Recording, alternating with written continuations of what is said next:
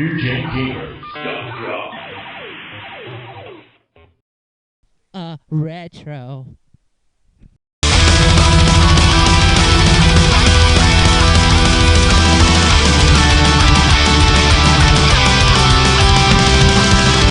We are here with another Ray's Retro review from NewGenGamers.com. Minus Ray, you have with you today Ron, who would be me, and Duck, who would be me, and we are looking at Sonic CD. for the Sega CD. Now notice there's a little bit of skip. That's because the laser isn't very good on the Sega CD that we're using, but that's alright. We can still enjoy it as we go. Yeah, it's still very playable, so. Now this was the intro video for the Sonic CD game, which is kind of cool. It shows Sonic being badass, which, as we know, Sega marketed him as a badass character, and the speed aspect of it. And this song that's playing is called Sonic Boom, and it is catchy as all get up. And if Ray was here, he'd probably be singing along with it. And if you want to know more about Ray and his obsession with old games, check out Console Wars of the Past, a series of articles he did covering the industry from its birth to where it's at today on NewGenGamers.com, as well as some of our various podcasts. For the ones about this Genesis and Sega CD, check out podcast 16 and 17, where we dissect that era. That's pretty cool right there. And also, you can also get this game on, you wouldn't have to go into the Sega CD version, which I do suggest if you are a true retro gamer, but you can also find it on a Sonic compilation pack, the second one they released for the Nintendo GameCube. It was also ported to Windows. Yes, it was, and I've actually played the Windows version of it. I remember the computer I played it on, it was too slow, so we had to play it on a smaller screen. But it plays the exact same as this version, except for on a keyboard or controller if you had one, but we didn't have one before. So it's going to take a couple seconds to load up. Now, this was done by Sonic Team, but it was not done by Yuji Naka, the head of Sonic Team, which I found kind of interesting. But I've never played it personally, but from what I've been told, this is definitely one of the better games in the entire series. Absolutely. This game, as you can tell as we've already started, the sound quality is great. It's really showing off what the Sega CD can do. And they had to skip to a new track. Look at that, yeah, that's a rockin' track. Sega is well known for its cheese metal tracks in its games, and once they got a hold of that CD audio, you're definitely hearing it. Alright, now what we have here is you have the future and the past. We'll try to go to the past here. You see the stars following Sonic in the background. You have to get enough speed up to go to the past. Now in the past, Metal Sonic, who made his first appearance in this game, he is screwing up things. He is planting some kind of poison to the ground. Alright, Metal Sonic is planting some kind of poison in the ground in the past. You'll notice that it looks more like spring maybe, or midsummer I guess is more likely what you're looking at. But you have to find him somewhere on the stage and destroy him. I'm not sure if we'll find him. There he is.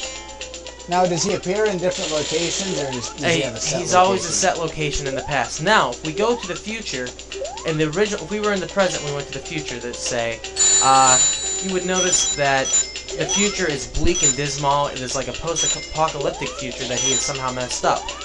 Now that if we go to the future now, it'll be bright and sunshiny and beautiful, and all the critters will be happy and bouncing about.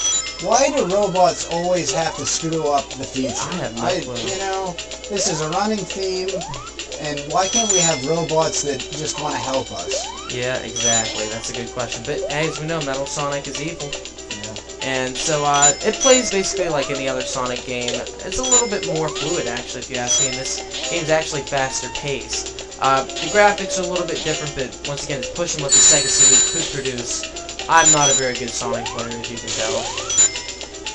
And it also had the character of Amy in one of her premature states in this game. At the end of every level in the present, she will chase you around with kissy, hearty, lovey look on her face. Oh, yeah, this was her first appearance for those appearance of the series. So yeah, let's see if we can load up one of the bonus levels for you here. And alright, and as we promised, here is Amy.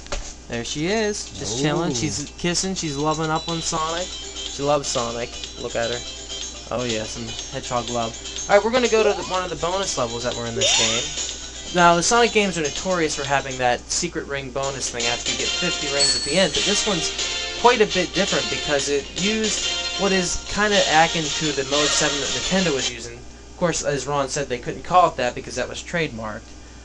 Yeah, so I don't know if they actually had a name for this style of gameplay, but it's definitely a predecessor to 3D graphics in every way. Yeah, this was, I think, the best way they could fake 3D 2D games, because it worked really well. Yeah, it worked well because we didn't know any difference back there. Right, because basically they're just I don't know, they're like, I don't know what you'd say, just kind of rotating the images and moving them forward and backward to give you the illusion of things coming at you and getting bigger and smaller. And if you look, Sonic is just a regular graphic, 60-bit graphic that's moving around this somewhat 3D plane. So once again, they could fake it. It's not 3D, it's not even close. It's definitely 2D, but for some reason it works. Yeah, it definitely gives you the effect. And it's also a statement on kind of how Nintendo was advancing because they had this on a 16-bit console. Sonic had to use a console that was pushing 32-bit graphic capability to actually give this an attempt. Right. So, but yeah, this is top-notch stuff back in the day. Yeah. And that's pretty much it. And that's the end of the game, or that level, I mean. So yeah, if you get a chance to check out Sonic CD, you can check it out on Nintendo GameCube, and its port, which I think is a direct port. And you should check out NewGenGamers.com for Ray's Console Wars of the Past 2.1 or 3.1, where we talk about the Sega CD, and check out the podcast where we also talk about the Sega CD amongst many other things. So this is Dr. NewGenGamers. Happy arcading, folks. Happy arcading.